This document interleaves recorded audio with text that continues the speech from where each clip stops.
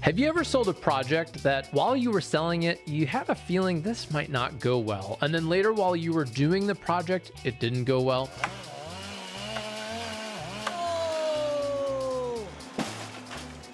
Well, if you're like me and most small business owners, you're not alone.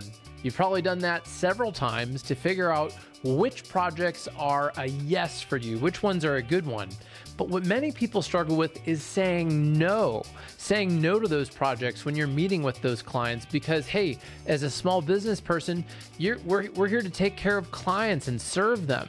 But saying yes to things that are not a good fit is actually a disservice to your customer, and it can tarnish your reputation and profits. So in today's episode, I'm going to share with you an easy formula for saying no to clients without being a jerk, and how you can teach your staff to do this too. We weren't getting the leads that I knew we could. We weren't getting the right leads. What started happening is that our leads are more qualified. Our sales have probably gone up by about 10 to 15% a year. We're going to increase our sales volume by $1 million in a year. I grew up learning about customer service from my mom. She was a real estate agent, and I, at a young age of like 8 or 9 or however old I was when she started that business, I would go and do showings with her and hand out flyers to people. She would bake cookies.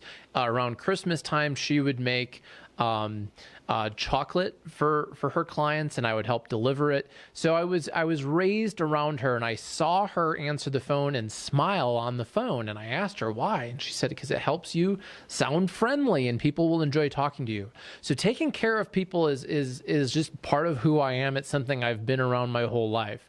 And I know many of my clients love taking care of their landscape clients. It's one of the best parts is the relationship with your client. So we all want to take care of our clients and serve them at a very high level.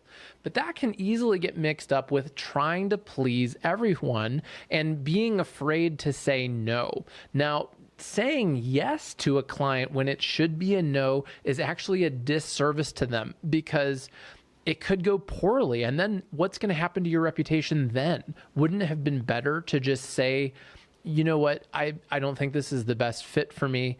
I recommend somebody else earlier in the process.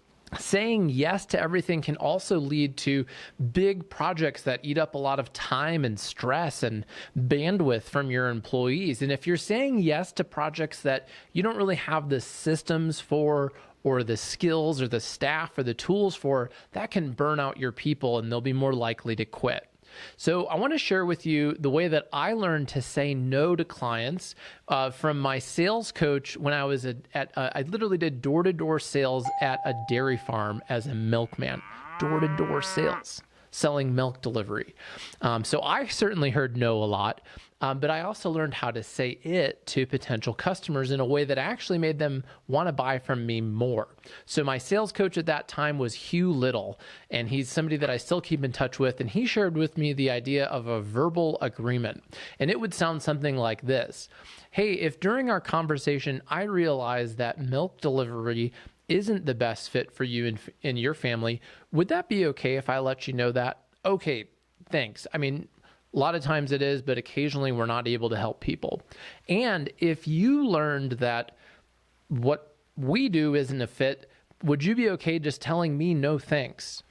Great, because the last thing I want is to waste your time or make you feel like you need to buy milk delivery when you'd really like applesauce delivery or whatever it is, right? So that verbal agreement put no on the table. It gave me an out, so that way if I'm learning in the sales process that it's not a fit for me, I'm able to tell them no. And it also makes them feel really comfortable because they can tell you no. And telling people no is a key part of a healthy relationship. It's actually a really good thing. If you can't tell people no, do you really have a relationship with them? Sounds like a weird relationship to me if you can't. So as a business owner, you've probably gotten pretty good at this over the years. And if you haven't, it's time to develop this skill. And even if you have it, Maybe the people answering your phone or the people on your team who are talking to customers, maybe they don't know when they can say no. And you should train them. You should teach them. You can use some of that verbal agreement that I just shared with you. And I'd love to see you at our upcoming live webinar. It's how to say no to landscape clients without being a jerk.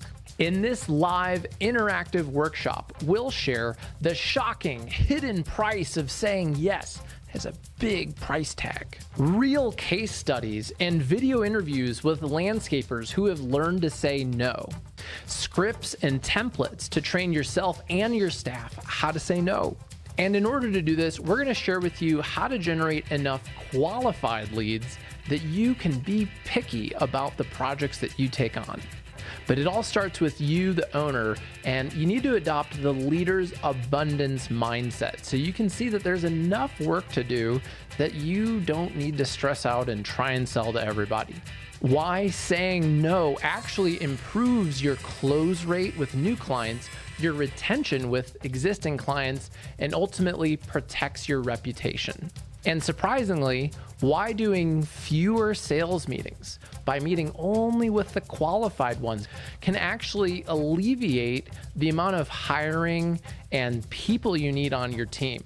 My name's Jack Jostes, and I look forward to seeing you at our webinar. So register online at ramblinjackson.com/events.